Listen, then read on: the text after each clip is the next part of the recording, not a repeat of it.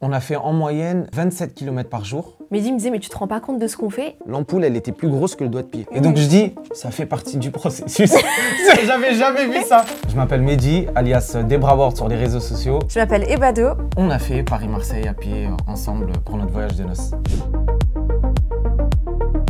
C'est parti. J'ai commencé la marche en 2015, commencé par Paris-Marseille à pied, justement. J'ai enchaîné avec Paris-Venise, Paris-Saint-Sébastien, Paris-Copenhague et la marche qui m'a fait le plus connaître, donc Paris-Alger aller-retour. J'ai émis l'idée de faire Paris-Marseille à pied pour notre voyage de noces. Quand tu m'as demandé, je t'attendais pas à ce que je dise oui. Non, en vrai, Quand j'ai commencé à le voir écrire le planning avec des 50 km, 40 km, j'ai hésité à les dire, mais en fait, je crois qu'il faut que je réfléchisse.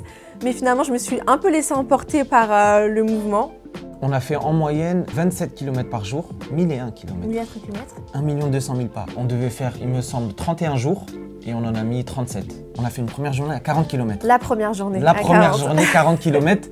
Mais c'est une phase test. C'est aussi pour débloquer un palier que j'ai fait ça. On avait la popote, la fameuse popote de Mehdi. Ouais. Il y avait beaucoup de thon dans les repas. Ouais, beaucoup de thon. Je rigolais parce que je pensais aux boîtes de thon. Après les journées de marche, tout est bon. Ah oui, ça je voulais Tout préciser. est bon.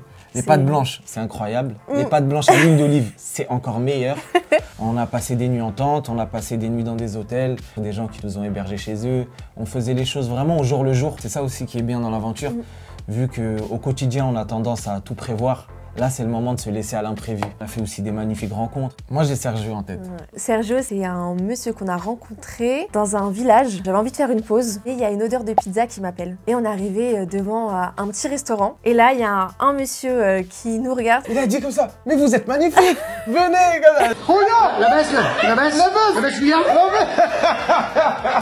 À ce moment-là, Ebado, elle me regarde dans les yeux et elle me dit cette phrase que j'oublierai jamais. Mais c'est ça la marche. Ça me fait rire de vivre ça avec toi. Il nous a remonté le moral, il nous a fait repartir à bloc. Il y a seulement 3 jours, j'ai vu Ebado dans des états dans lesquels je l'ai jamais vu avant. Les moments les plus difficiles, c'était vraiment les premières nuits en tente, notamment à cause du froid. À chaque fois que je passe une mauvaise nuit, j'étais quoi? J'avais un mauvais caractère ce jour-là. C'est moi, elle l'a dit. Ça m'est arrivé de, entre guillemets, un peu regretter le voyage parce que je la voyais trop souffrir. Elle m'a dit que l'idée d'abandonner lui a jamais traversé l'esprit. Elle a compris que ça faisait partie de l'aventure. Ouais. Il y a ce souvenir-là que j'ai, c'était une ampoule au petit doigt de pied. L'ampoule, elle était plus grosse que le doigt de pied. Elle me dit, là, le petit doigt de pied va tomber. Elle me dit...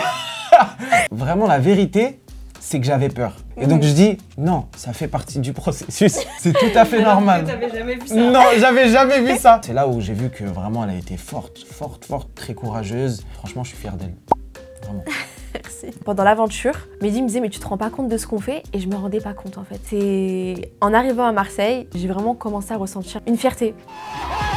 L'arrivée à Marseille, c'était incroyable. Tu sais, la petite banderole Oui. qu'on devait passer, c'était comme une sorte de ligne d'arrivée. Moi, ça m'a émue, mais... Dès qu'on est arrivé, il y a quelqu'un qui a écrit « Félicitations, vous êtes vraiment mariés maintenant. » Parce que je pense qu'on a fait quelque chose de difficile ensemble et on a réussi à se supporter l'un et l'autre. Il y a beaucoup de gens qui disent « Voyage avec quelqu'un et tu vas vraiment apprendre à le connaître. » Exactement, oui.